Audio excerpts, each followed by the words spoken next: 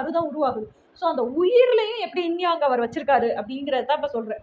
So அப்போ என்ன ஆகுது, குவாண்டம் பேக்கேஜை 7th டைமென்ஷன் வரைக்கும் ஒரு சோலுக்கான எனர்ஜி ஆகிற வரைக்கும் பிரிஞ்சிருச்சு. ஓகே, ஒரு சோலுக்கான எனர்ஜி ஆனதுக்கு அப்புறம் என்ன ஆகுது, இது வந்து நான் quantum entanglement scientific proof for நம்மளோட ட்வின் ஃப்ளேம்ஸுங்கிற கான்செப்ட்ல 3 பார்ட்டாக போட்டிருப்பேன். அந்த 3 பார்ட்லையுமே நான் எக்ஸ்பிளைன் பண்ணியிருக்கேன். அதையுமே நான் டிஸ்கிரிப்ஷனில் லிங்க் கொடுக்குறேன். ஓகேயா? ஸோ அப்போ என்ன ஆகுதுன்னா 6th டைமென்ஷன் ஃபுல்லாக பிரிசமேட்டிக்னு சொல்லுவோம். Crystal prismatic dimension.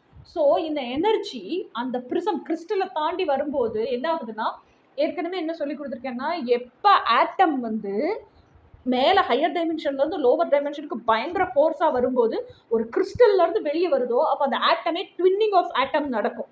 Twinning of ஆட்டம்னா அந்த அட்டாமிக் பார்ட்டிகல்ஸ் எல்லாமே வந்து அப்படியே ரெட்டையாக பிரியும். ஸோ அந்த மாதிரி ட்வின்னிங் ஆஃப் ஆட்டம்ஸ் நடக்கும். ஆட்டம் ஃபர்ஸ்ட்ல எந்த கண்டிஷனில் இருக்குது, 0ல் இருக்குது, நியூட்ரலில் இருக்குது. ட்வின்னிங் நடக்கும்போது என்ன ஆகுது, ப்ளஸ் ஆகவும் மைனஸ் ஆகவும் பிரியுது. ப்ளஸ் தான் யாங் எனர்ஜி, மைனஸ் தான் இன் எனர்ஜி. ஸோ அப்போ ட்வின்னிங் ஆகி தான் 6th டைமென்ஷன் மூலியமாக பாஸ் ஆகி 5th டைமென்ஷனுக்கு வருது.